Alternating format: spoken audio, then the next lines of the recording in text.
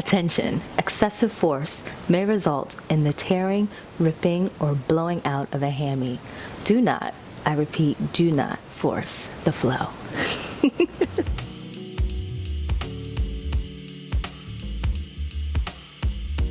Hey, I'm Larissa, and this is the Brown Sugar Yoga Sweet Spot Foundation series.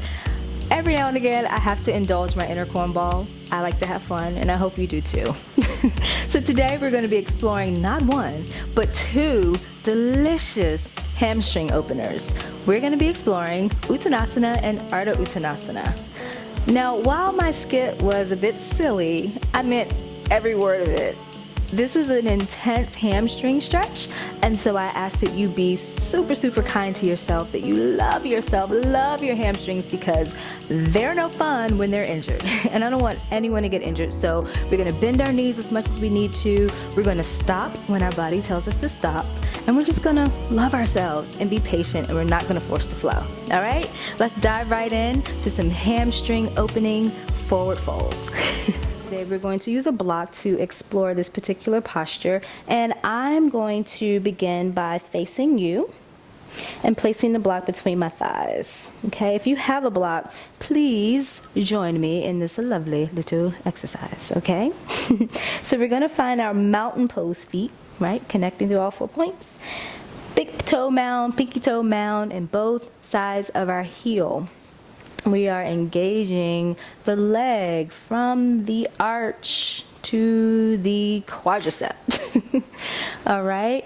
Now, yesterday with Tadasana, we really practiced this outward rotation of the thighs so we could engage the hamstrings and the glutes. Today, with our forward folds, we want to reverse that. We're going to be doing an inward rotation of the thighs so that we can enable ourselves to fold forward freely. Okay, so the way that works is, let's go to our mountain, and we practice our outward rotation of the thighs to bring our hips and our spine in alignment. Now today the difference is we're going to inwardly rotate our thighs. Okay, so hopefully you can see what's happening with the block when I do that. Another thing that you should notice that you probably won't see from the front, so I'm going to turn to the side, is when I go from an outward rotation of the thighs to an inward rotation of the thighs, what happens? You see that? What happens to my low back? You know, I'm not twerking here, y'all. This is a real exercise. No. Okay, so when we inwardly rotate our thighs, our low back naturally arches and our tailbone lifts, right? Which is what we want, okay? So the difference in our forward folds in terms of foot placement is, instead of placing all of our weight on all 4 corners of our feet, we're going to shift the majority of our weight to this big toe mound. Big toe mound, okay? So as soon as that inward rotation happens, the weight shifts to the big toe mound. The low back arches and the tailbone reaches up. All right, so let's practice that. Let's stand in our mountain. We have the outward rotation of the thighs. Let's bring our hands onto our hips. Place your hands right in this hip crease, because this is where we're going to be folding from. Okay, it's not a fold from the low back. It's a fold from the hips. And you'll notice if your thighs remain outwardly rotated, it is impossible to fold from the hip crease. You're folding automatically from the low back, and you're going to hurt your back if you do that repeatedly. So we don't want that, do we? We don't want that. Okay, so we're going to inwardly rotate our thighs, and we're going to fold right from this hip crease. We're going to shift the majority of our weight into this big toe mound. The weight is borne largely on the front part of our foot. Okay, so we're not going to rock back into our heels. We're going to be brave, and we're going to lean into this thing, okay? Back is flat, and we're just folding. But we're not going to fold all the way yet. I'm going to come back up, okay? This time, what I want you to do is to inwardly rotate your thighs, bend your knees, and then fold from your hip crease. Keep bending your knees, bending your knees. The back remains flat. Tailbone reaches up. We're folding. Weight is in the big toe mound. We're going to release our hands down to the mat. okay? Or onto our blocks. If you have blocks, you can use those. Now, once our belly reaches our thighs, we can begin to think about straightening our knees as much as those hamstrings will allow. Do not force this. Please, please, please, I beg of you. Okay? Straightening the knees. Once we have that, we should still have a connection with our thighs. Our belly and our thighs should still be touching. Okay? So at the point where your belly and thighs start to disconnect, that's where you should stop folding and or that's where your knees should remain bent. Okay? That's kind of your gauge. Wherever your belly and your thighs stop connecting, that's your spot. That's your sweet spot. Okay? So we're here, we're straightening the knees as much as we can. Once we've found this nice connection of our belly to our thighs, our knees are as straight as we can get them, our hands are connected either onto our shins or blocks or our mats, then we can just simply bow. Release the head and the neck down. So the crown of the head reaches down toward the earth. Shoulders are relaxed. The hands can come palms down onto your mat on opposite sides of your feet. You can tent them in front of your feet, whatever is most comfortable for you. All right, so I'm going to bend my knees. Everybody bend your knees. Bring your hands back into your hips, right into this hip crease, and come on up to standing.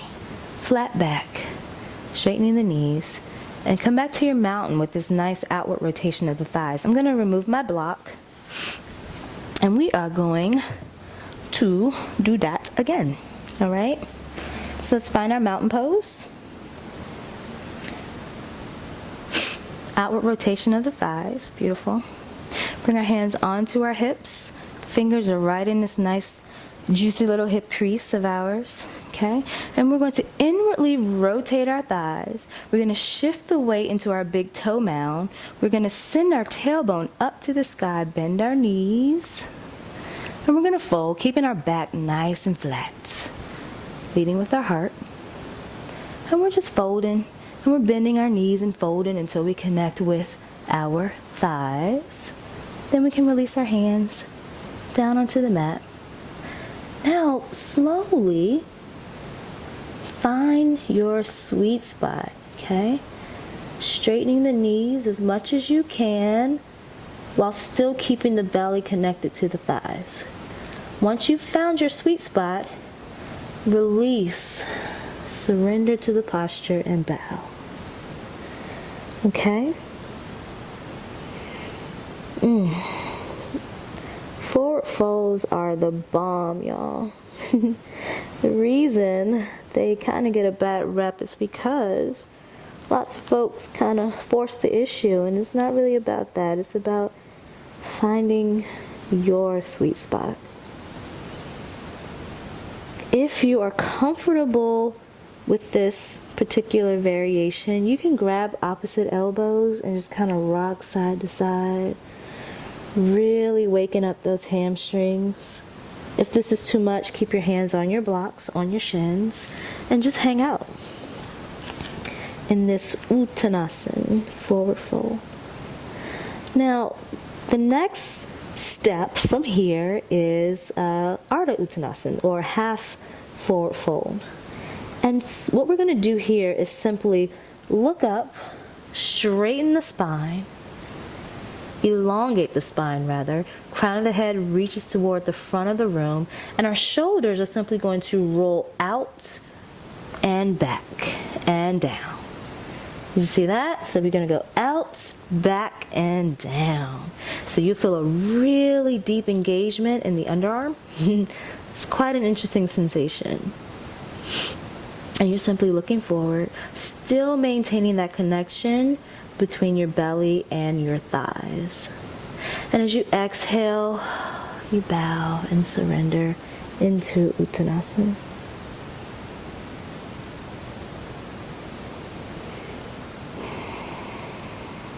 Taking one nice deep Ujjayi inhale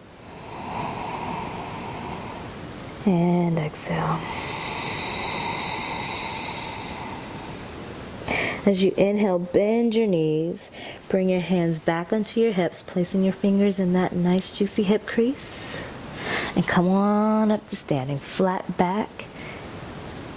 Okay, straightening the knees little by little. Finding your mountain pose. Once again, outwardly rotating the thighs and releasing your hands down by your side. That was sweet, right? Seemingly simple forward folds, but Uttanasana and Ardha Uttanasana actually have an array of benefits. For starters, it's great for stretching and strengthening the hamstrings, as we just learned, but also one of my favorite perks is when I'm dealing with symptoms of PMS or my menstrual cycle, or even for folks who are dealing with symptoms of menopause, these folds can be fantastic for alleviating some of that discomfort. Also great for relieving any tension in the spine and in the neck.